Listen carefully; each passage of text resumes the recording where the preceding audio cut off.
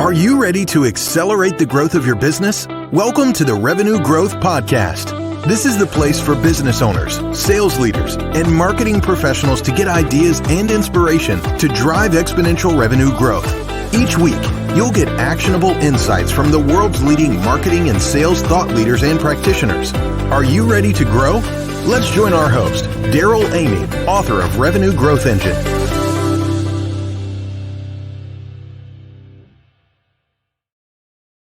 Hello and welcome back to the Revenue Growth Podcast. Darrell Amy here, Revenue Growth Architect, on a mission to help 10,000 businesses double their revenue so we can generate 1 million new jobs and $10 billion in net new giving. I'm glad you're here today. We have some fantastic ideas that are going to help you leverage technology to create an amazing customer experience. Our friend Ryan Arcoraci is in the house. As we get started, though, a huge shout out to Claudia. She left a review for the podcast, and I love what she said. She said, Darrell and his talented guests talk all things business and sales, but so much more than that. Not only do you get tons of actionable advice and tangible tips, you get heaps of inspiration from engaging individuals. Thank you, Claudia. I really appreciate that. We're pouring our heart into the show here at the Revenue Growth Podcast, where we're committed to bringing you ideas to help you accelerate the growth of your company, whether you're in sales, whether you're a marketing leader, whether you're an entrepreneur. Our goal is to bring you ideas and actionable insights you can put to work immediately to grow. And as we get started too, I also want to let everybody know about an exciting event coming up on May 10th and 11th. It's going to be in Dallas, Texas.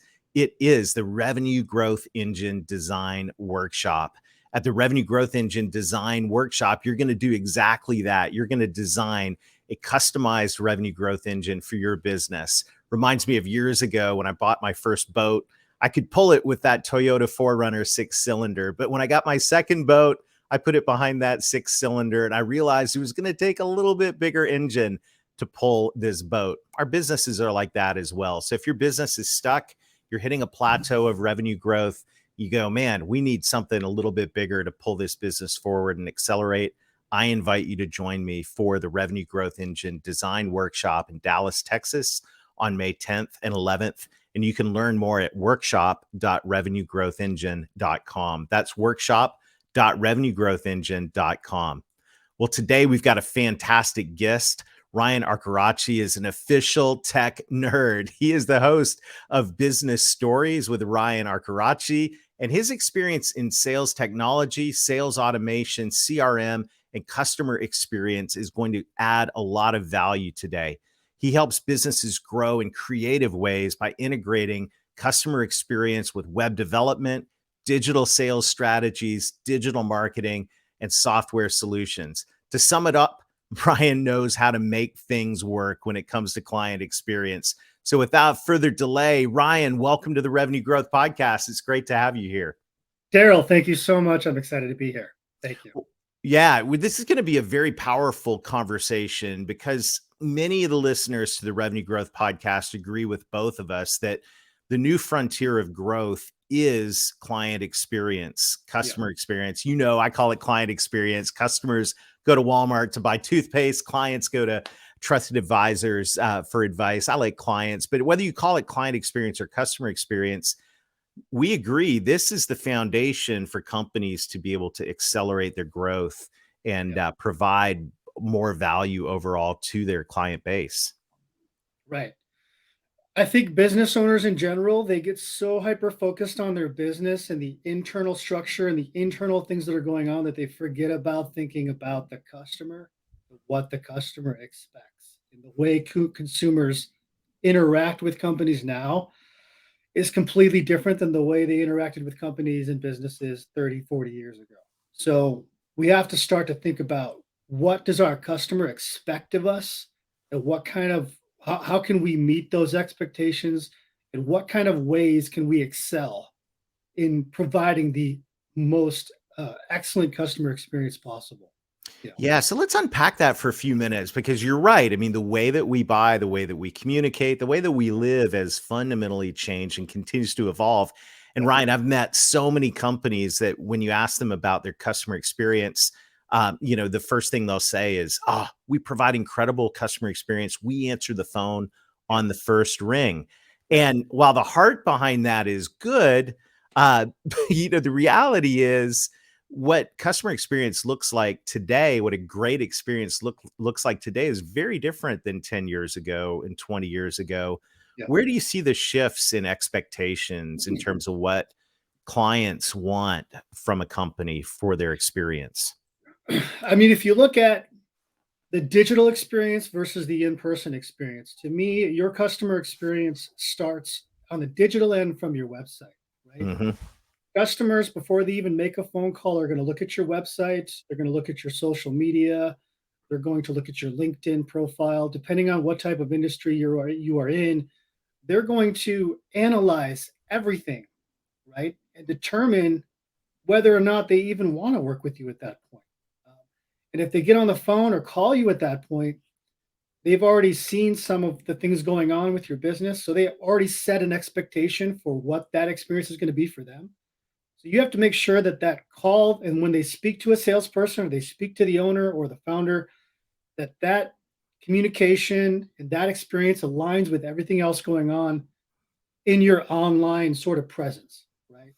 If it Yeah. doesn't match or it doesn't fit, there's going to be some hiccups or problems along the way, and that's what you don't want. Well, it's interesting you bring that up. And of course, everyone that has read Revenue Growth Engine knows that I'm passionate about aligning sales and marketing.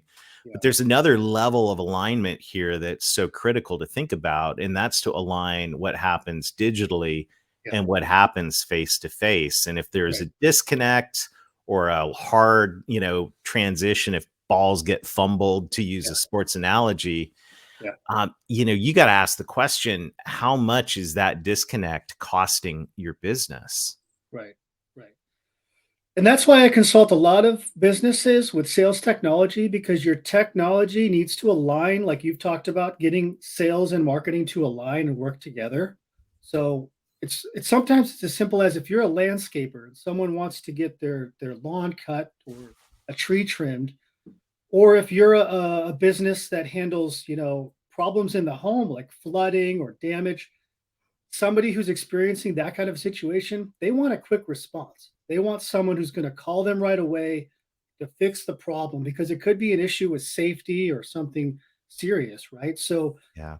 if you have a flood in your house or some major damage, you don't want to wait 2 hours to get a phone call from a business. You want to get a response via text within seconds, and you want a phone call within a minute or two.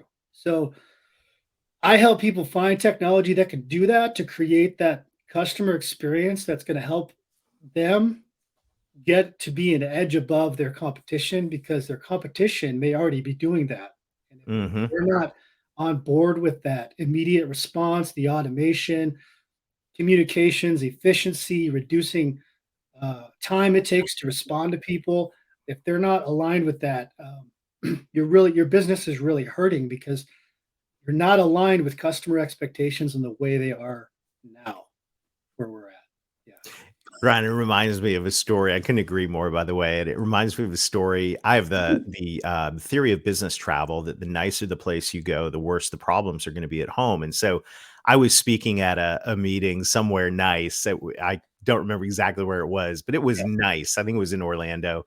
Yeah. And so I get a phone call or text actually from my wife, and the garage door is broken. It won't open up. She can't get the car out of the garage. So I'm like, here's the axiom of business travel. I'm somewhere nice. Now there's something impossible. I said, Yeah. I'm so sorry. You're going to need to find someone with a garage door company. So nonetheless, about an hour later, the garage door person shows up, gets the garage door fixed. And as she's getting ready to pay him, he says, hey, I'm curious how you found me. And she said, oh, I found you on Facebook.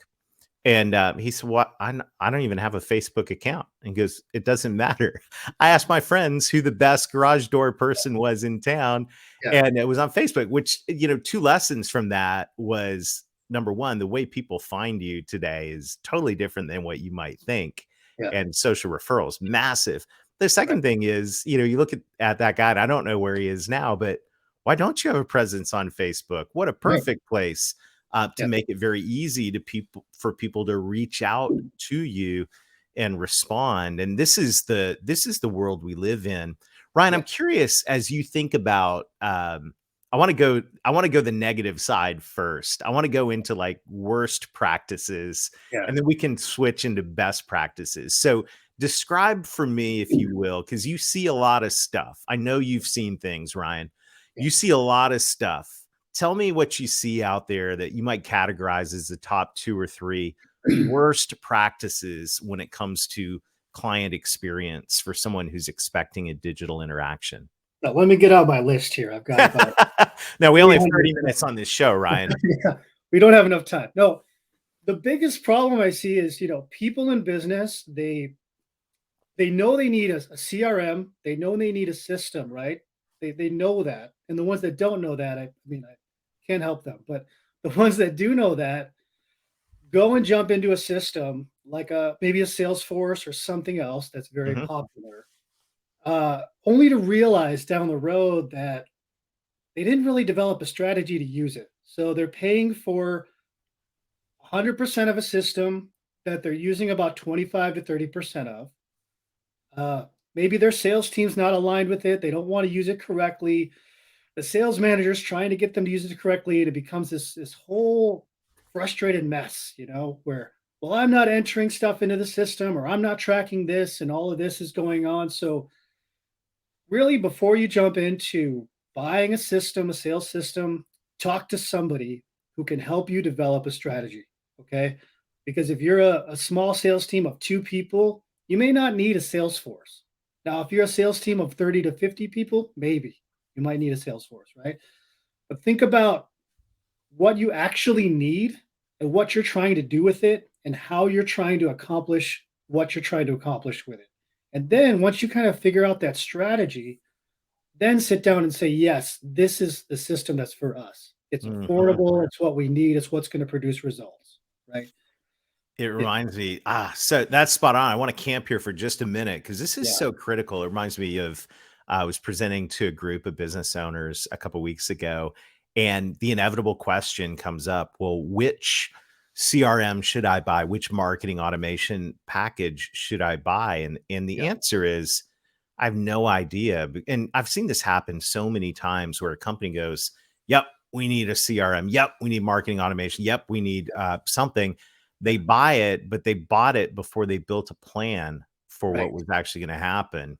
And this Yeah. is going to seem very self-serving, but this is exactly why I want you to come Yeah. to the Revenue Growth Engine Design Workshop, or do something to put a plan together so you Yeah. know what you're trying to create before you try to automate.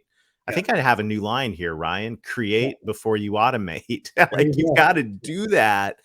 Otherwise, you're going to go a year into that software, and everyone's going to be frustrated. No one's Yep. going to use it. And you're going to Yep. go, this software doesn't work. Yeah. Yeah. And then it's just at that point, it's just a waste of time and money that nobody can afford to do, right? I mean, it's ridiculous. So you really want to sit down and think about your sales process, your sales communication, and your goals, and then figure out what system is going to align with that and work for you to accomplish those goals. And that's a lot of what I talk about with clients is what are like you I think you talked about this in your book too, like results, right? People really care about results. At the end of the day, all the marketing and sales fluff is great, but if the results Mhm. aren't there, it doesn't matter, right? Not at So all. so what I try to do is go, look, these are the results you want. What are we going to put together to get you there? Mhm. What is the best system and process and strategy in terms of content, messaging, text, email, video, which is another thing I talk to people doing a lot of video, um, integrating all of that into a system that's going to get you to that goal. Yeah, I love it. Yeah. And yeah, this is so, so critical. If you don't have a plan, yeah, you need to start with a plan. And I think that starting with the perspective, when you're doing that plan, starting with the perspective of client experience is yes, really powerful. The first company I went to work for was a company called Lanier Worldwide, and they had this really creepy graphic from the 70s called Customer Vision. It was like this AI robot thing looking yeah, out. It was very, very scary, but the concept behind it was good. They say we see everything through our customers' eyes and respond accordingly, right? And we have customer vision. I That's always stuck with me. And I think when you're looking at all of this, it's so helpful to look through the eyes of that client, that Yes. future client prospect, and Yeah. the experience they're going to have. So what do you see as best practice? Like what's the gold standard that companies should be aiming for around this client experience and using technology to make it awesome? One of the things is, and you know this as well as I do, you have to establish trust with your brand, your Yeah. product, or your service, right? And how do you do that? So, what I recommend to people is, and I've told this to even family that owns business. My brother-in-law does car. He's a car detailer, and I said, collect customer testimonials. Start getting video of customers that are willing to go on video. Tell other people about their experience with you, as long as it's positive, of course. It's got to be a positive experience, right? But your customers will actually be your best salespeople. So when I work with clients, I say, look, let's build automation with video of customer testimonials. Before you have that big meeting with a client, shoot them an email with a video of a testimonial from a customer and maybe some case studies or stories around that. So by the time they get to that meeting with you, they've already got a taste of other people's experience with you, and then it's establishing that trust and credibility before they even get on the phone with you. So Hmm. this is huge if you're a home service company, you're doing contracting work, uh, painting, flooring. Obviously, if someone wants you to come into their home, they want to feel that trust. They want to feel Yeah. like this person is this person is a professional. They know what they're doing. I can trust them in my home. They're going to do a good job. So if you preface that with some content that's related to what you do and building that trust, you'll find that the sales will just it'll be a smooth process. It's a no-brainer because the customer's already seeing like, hey, here's two or three other people that have hired you and they've had nothing but great things to say. So why wouldn't I work with you? So that's Yeah. yeah. Well, and before we go to the second best practice, I think one of the things here that I want to just throw a highlighter on for a second is a lot of times we think about the client experience being what happens when we're interacting. So when we are in that person's home, when we're in our first in sales meeting, when we're on the phone with them, we think and those moments are certainly very important. But the other thing that we need to think about, and this is the vast frontier of opportunity for most companies, is what happens before that meeting to set it up, Yeah. and then what happens after that meeting to move things forward. That's where the whole thing is won or lost. And that's where the opportunity is, I Yeah. believe, to really enhance the client experience. Yeah. I agree 100%. I think a lot of us as business people and salespeople, we finish the sale and we think we can just wash our hands and be done with it. Yeah. And we don't focus on after the sale. How are we continuing to build that relationship? How are we asking for referrals? How are we looking for more ways to help them on top of what we've already done?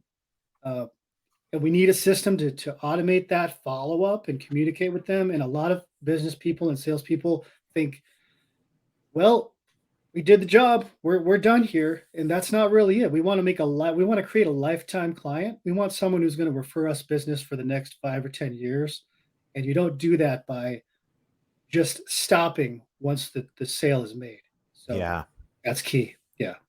What are some other best practices that you've seen when it comes to using technology to create an amazing client experience? I think video is a huge thing that not a lot of people are really taking advantage of. And I think there's Mhm. a fear of business people, not like 30, 40 years ago, you didn't have to be a face to your business, right? Right. You didn't have to be an influencer, whatever you want to call it. Nowadays, people they're connecting through video, they're connecting through social media, and it's almost like they expect to see that the video experience. They want to see the human being behind the business. They want to connect on a human level. They don't just want to get a old email with a bunch of text. They want to see video. They want to engage with you. So I think that there's a lot of people who are afraid to get in front of the camera and afraid to get out there and show that they're an expert in whatever they do. That Hmm. stuff is valuable.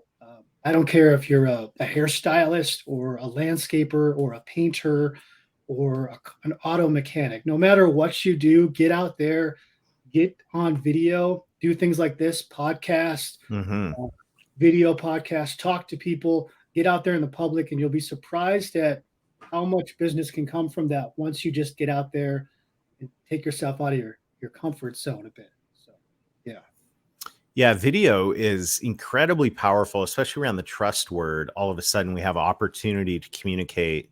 yeah, And once again, you think about what you do before the meeting, after yeah, the meeting, and you just multiplied the impact yeah, of that meeting. You set it up well, the meeting went better, and you followed up, yeah, demonstrating your follow up ability. And all of this can be automated. yeah, One of the things that I've noticed, and I'm curious your thoughts on this, yeah, the way I communicate with my friends and the people that are closest to me is by text message. yeah, And I'm noticing more and more companies, including my own, we're experimenting with this at Revenue Growth Engine, are not cold marketing by text, but we are using that to communicate inside client relationships. And, yes, just the other day, I had a problem with an Apple product, and I didn't have to pick up the phone once. The entire issue was solved by text message. And you yeah, think, oh, that's so cold and impersonal. No, what's cold and impersonal is sitting on hold for 25 minutes, right, going back and forth with someone. At least by text, I can read a magazine or, you know, I read my iPad, right? Of course. So this is Apple. So you should be reading your iPad while you're on the tech support call. I yeah, actually I had two screens open, and that customer experience to me, even though I was annoyed that there was a problem with my Apple Watch, they were able to resolve it without a massive interruption to my day or my schedule, yeah, because they thought about how I wanted to communicate. And yeah, I think more and more text messaging, SMS, direct messaging across WhatsApp or into Facebook Messenger is a huge part of delivering an excellent customer experience. What do you think? I think there's two sides of the coin there. There are people that feel like the phone call and having that voice on the other end is powerful, and Hmm. it's what we've always been designed to do as human beings to connect through talking. Um, but there's the other side where people feel like it's a time saver, right? Like you said, Hmm. I don't know about you, but I hate being on hold, Oh, especially oh, when it's nothing a busy worse. work day and I've got back to back meetings and I cannot sit on hold for Totally out of 30 minutes. control. Yeah. Right. I would much rather be able to get a problem solved through text than have to sit on hold for the next 30 minutes. So, I can understand it. I think it's a mix between the two and trying to find the balance. I think the text has to be used efficiently. It has to be used in the right context. It has to be used in the right situation with the right customer. And really it has to be concise and help them get an answer quickly. Otherwise, some people don't want to be texting for half an hour either. You know what I mean? They want an answer right away. So I think it's finding the balance between the two, but I agree. I think if it's designed to make things easier, more efficient, and get your customers the answer they want quickly, because that's what people expect nowadays, then absolutely you should be doing more texting. Especially if it's like, hey, it's just a quick appointment or a reminder for an appointment. That's great. Use it for that, definitely. Yeah. Yeah, and that's where I think the real understanding of your ideal client and listening to your client and asking them, what do you expect? What do you want? And then also having your head on a swivel as well and looking at what other companies are doing Yeah. to provide client experience that is better. And there's so much opportunity for competitive advantage, and there's so much Yeah. opportunity to put systems in place that make sure that that happens consistently. Yeah. And Ryan, this is such an incredibly powerful conversation. Yeah. I have a feeling we're going to be talking more in the future. I But hope as we so. wrap up this episode, I'm curious, how can people get more Ryan Arcoraci in their life? You can find me on LinkedIn. I also have my own podcast called Business Stories with Ryan Arcoraci, where I talk to amazing people like you and other entrepreneurs who are out there doing some great things. I like to hear their stories, their strategies, hear their successes, hear their failures, and learn from it all. So you can check me out on LinkedIn. You could just Google search Ryan Arcoraci, Arcoraci. And I'd be happy to connect with anybody out there who wants to talk. Awesome. We'll put that link in the show notes as well. Ryan, thank you. This has been incredibly useful, and I love your heart to help companies create better client experiences. So thanks for coming on the show today. This has been awesome. Thanks, Darrell. Awesome. And thank you to everybody listening in on the Revenue Growth Podcast. Our goal is to bring you actionable ideas that you can put to work immediately to grow your revenue.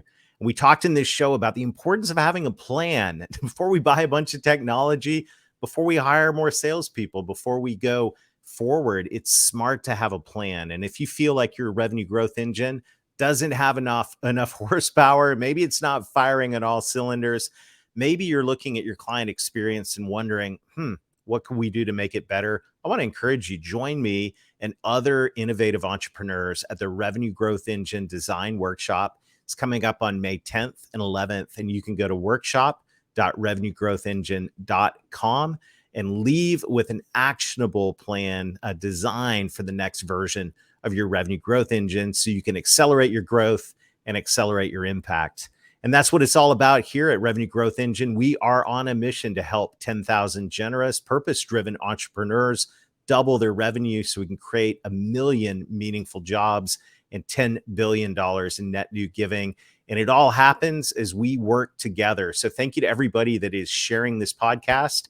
We appreciate the reviews. Thank you to Claudia for the review and everyone else who's leaving reviews and sharing this podcast. Our goal is to always bring you ideas you can put to work. So stay tuned. Make sure to like or subscribe on the platform on which you listen. We've got some great guests coming up. And until next time, let's get going and let's get growing.